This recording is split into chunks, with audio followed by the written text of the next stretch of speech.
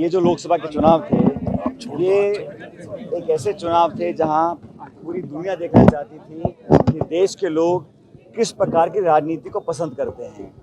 जो राजनीति पिछले 10 साल से भाजपा के शासन में लोगों ने देखी, वो सिर्फ भाषण, प्रचार, प्रोपेगेंडा, झंडा, बैनर, टेलीविज़न और इश्तिहार की राजनीति थी।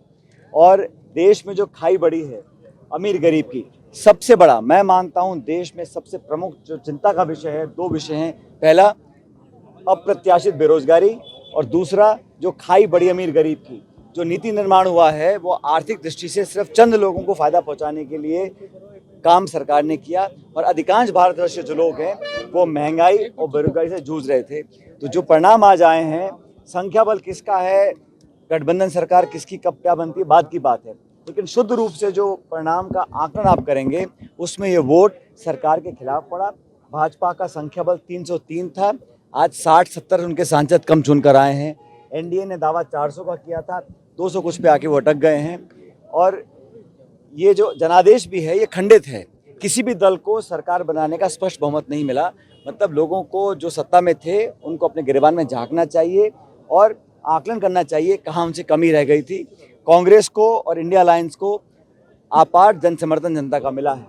कांग्रेस पार्टी का प्रदर्शन राजस्थान में बहुत बेहतर रहा। पिछले लोकसभा चुनाव में हम एक भी सीट जीत नहीं पाए थे, इस बार हम लोग 11 सीटों पर भाजपा को हम लोग पराजित कर पाए हैं। ये हम सबकी सामूहिक मेहनत का परिणाम है। अच्छा प्रत्याशियों का चयन हुआ, हमारा मैनिफेस्टो, हमारा कैंपेन, राहुल गांधी जी की पदयात्रा, प्रियंका जी का, खड़गे जी का व्यापक जो पूरे देश में प्रचार उन्होंने किया, उसका लाभ हमको मिला है। इसलिए हमारा जो संख्या बल था वो दुगना हो गया और इंडिया अलायंस को बंगाल में, उत्तर प्रदेश में, हर जगह बहुत बहुमत मिला है। तो ये चुनाव मैं समझता हूँ बड़े महत्वपूर्ण थे और सरकार का गठन तो राष्ट्रपति के निमंत्रण के बाद होगा, लेकिन जो परिणाम आए हैं वो मुझे लगता है कि सरकार के विरोध में है। सरकार की जो नीति थी दमन की, विपक्ष को ख़त्म करने की, संवादहीनता की, संवेदनहीनता की, उसको लोगों ने नापसंद किया है। सर, राम मंदिर के नाम पर कांग्रेस सरकार मिल पाएगी? अब देखिए, जहाँ तक आपने कहा कि भाजपा राम मंदिर का इस्तेमाल कर वोट बटोरने की बात करते थे, उत्तर प्रदेश में अयोध्या में बीजेपी हारी है और जिस शहर में मंदिर बना है वहाँ पर भी समाजवादी पार्टी जीती है।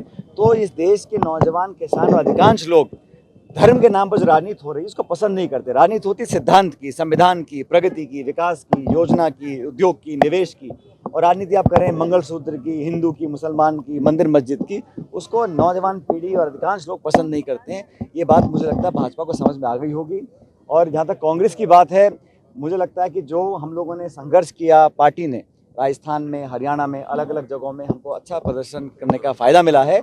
और मैं तमाम कार्यकर्ताओं को, राजस्थान के हमारे जो राजस्थान के कांग्रेस के कार्यकर्ता हैं, मैं समझता हूं देश के सर्वश्रेष्ठ हैं और जिस मेहनत के साथ उन्होंने पार्टी का बीड़ा उठाया।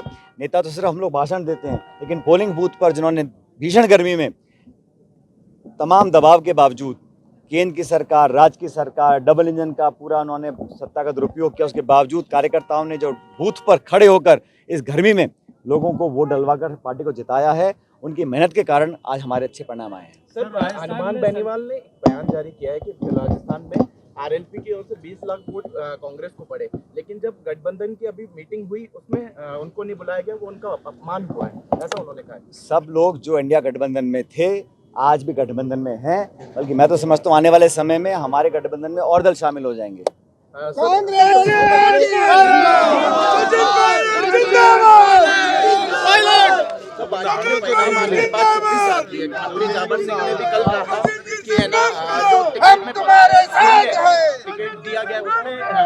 मैं भारतीय जनता पार्टी के अंदरूनी मामलों में टिप्पणी नहीं करना चाहता हूं। उनका दल है, उनकी सरकार है, वो जो मर्जी करें, लेकिन राजस्थान के लोगों को आज उम्मीद है कि जो सरकार बनी है वो लोगों की मदद करे।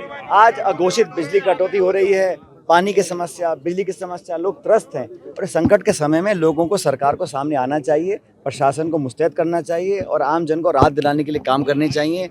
और ये सिर्फ चुनाव जीतने के पहले के जो वादे थे, अब आज 6 महीने हो गए हैं, तो उन वादों को पूरा करने का समय आ गया। कांग्रेस पार्टी जनता के साथ खड़ी है, हर मौके पर लोगों की बात को उठाते रहेंगे और सरकार को अगर वो काम नहीं करेंगे तो घेरने का काम हमारी पार्टी करेगी। सर वैभव गहलोत दूसरी बार वापस हार गए और